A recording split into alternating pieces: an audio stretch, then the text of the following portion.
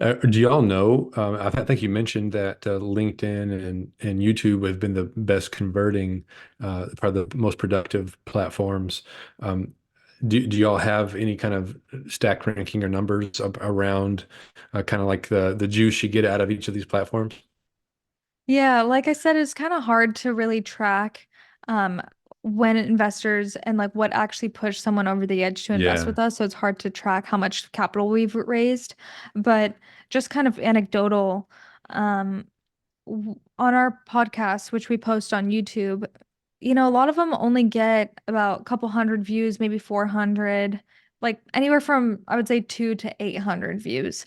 And Yeah. yet we recently had an in-person investor happy hour in Newport Beach, California, and it was a lot of our existing investors and also new people and their friends, plus ones and things like that. Hmm. And almost every group that I talked to said that they are watching the podcast.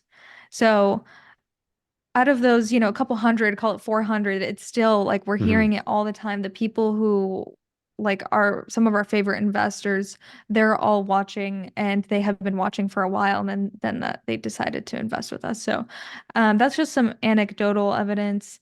A ton of people also say like I've been following you on LinkedIn for years and that's how I really got comfortable with you and as a firm and they found the content so educational. But aside from social media, which this is kind of tying into marketing, Rob also published two books, which have done really, Hmm. really well. And they also, since they are very niche, they also are t more targeted towards investors who are really trying to learn more. So, to be honest, when I read the first book, which is The Definitive Guide to Underwriting Multifamily Acquisitions, that is super, super niche. You wouldn't think that any passive investor would want to read that. Yeah. But surprisingly and like pleasant surprise that a lot of the buyers of the book and readers are passive investors that just wanted to really understand what they were investing in when they were investing in multifamily. And so that Sure. is our bread and butter. That's your bread and butter. So yeah, it's interesting. You guys are obviously podcasting or guesting. You have your own podcast, and I have a very similar answer to what you would say is like, is a podcast worth it? Is a YouTube channel worth it?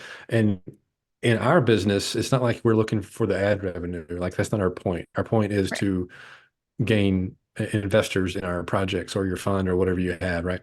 And it's hard to track because you don't know which piece of content pushed somebody over the edge. But I'm very confident that if I hadn't been putting out any of this content, I would have raised way less capital by, just the old school way of like door knocking or, going to networking events probably still has some merit, but it just doesn't have the reach that these platforms do. Yeah. And I think it also is really powerful to be able to switch the dynamic of having your dream clients or dream investors come to you rather than, Yes. the outbound sort of cold calling, Yeah. cold emailing, cold, mailers and things like that. I think not to say that those aren't effective, but I think it is really powerful to switch the dynamic to have them come to you first. I think it's a really good insight, Dasha, because I am also not a really dynamic personality. And I don't go into a room and just have the whole room attracted to me because of my boisterous personality. But when you do, you have a book or you speak on stage or you have a podcast, a YouTube channel, whatever, people then feel comfortable coming up to you and they initiate the conversation, which I find myself doing a much better job handling than being the guy that's like trying to overcome people's immediate objections when it's a Right. cold conversation. Yeah, I think it's a really good point. And really, anybody can be applying that principle, right? I mean, we all start someplace, and you got to start somewhere, and you put some sort of newsletter out, put some sort of podcast, something of value out that's interesting to people, and it's sooner or later there's going to be these kind of unexpected but pleasantly surprised benefits that come out of that you really can't even predict. Like you just don't know exactly how it's going to manifest itself, but it just seems to somehow. So Yeah, I that's agree. That's a good point. That's a really interesting point. about the like at conferences, people coming up to you. I've seen that so much with Rob. Rob and myself are relatively introverted. Like we don't want to necessarily go up to people at a Right. conference. And also it's hard to target like who everyone Right. is. A lot of the times you don't know who other people are that are in the room. And so being able to create a little bit of a name for yourself, so that people who want to talk to you, they can recognize you and come up to you, and it just creates such a more productive experience, specifically for conferences, um, because you're kind of just shooting in the dark otherwise. You are. Yeah. Yeah. Whereas when you have that microphone marketing effect, when you're up there, you're the authority, you're talking about whatever you're talking about. The people who will self-select themselves to come find you. And those Right. are high likelihood of people that you actually want to be talking to. Not always, but high likelihood. Yeah. Yeah, I agree. That's a good insight. So actually, I think this would be a good time to give everybody a chance to find out where they can find out more about you guys, Lone Star, Rob, his book, anything else that you want to promote.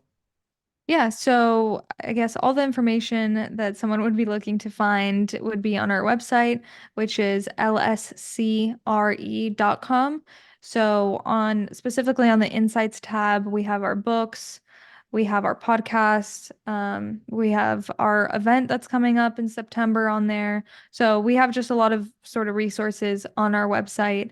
And then if anyone wants to find me directly, they can email me at Dasha at lscre.com.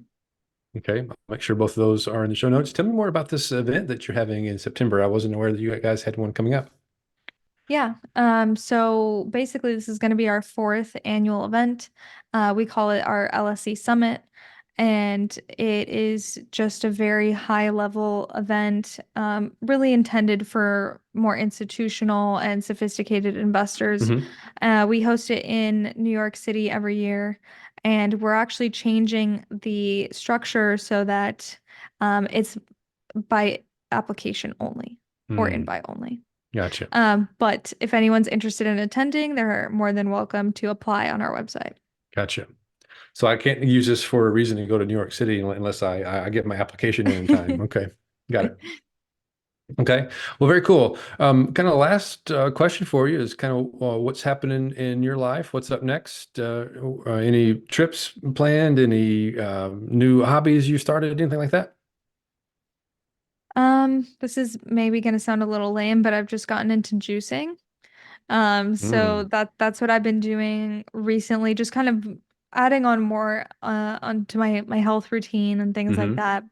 And I'm really trying to kind of get into a workout routine. So it's kind of Yeah. all coming together at the same time. But as far as trips, I don't unfortunately have any very fun trips coming up, but I am going to Houston next month. Um, for work, of course, since we are Hmm. headquartered or that's our flagship market, Yep. and we're hosting an investor happy hour there. So also, if any of the listeners want to potentially join, they can email me and see if we have some space. Excellent. I got into juicing for a while, and it's one of those deals where you learn about it, and then you're like, oh, well, I need the best juicer in the world, and then you go and shop about all the juicers that are out there, and juicers can get really expensive, Hmm. like the masticating kind that squeeze all the goodness out of it. So I'm curious, are you doing like the vegetables and the fruits, or the combination of the both, or what? Yeah, so actually, I've tried if my mom got into juicing. She used to do like celery juice every morning. This was many, many years ago. Hmm. And I guess she did a lot of research, found a good juicer. And so I wanted to do ginger shots. Yeah. And so I tried using her juicer, and it was just kind of like it would get jammed and it was so hard to clean. And so I was like, it's not worth it.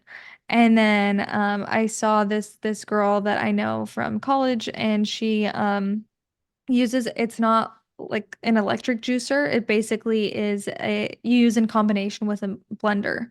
And Oh, so it's kind of like a French press, yeah. but for juicing.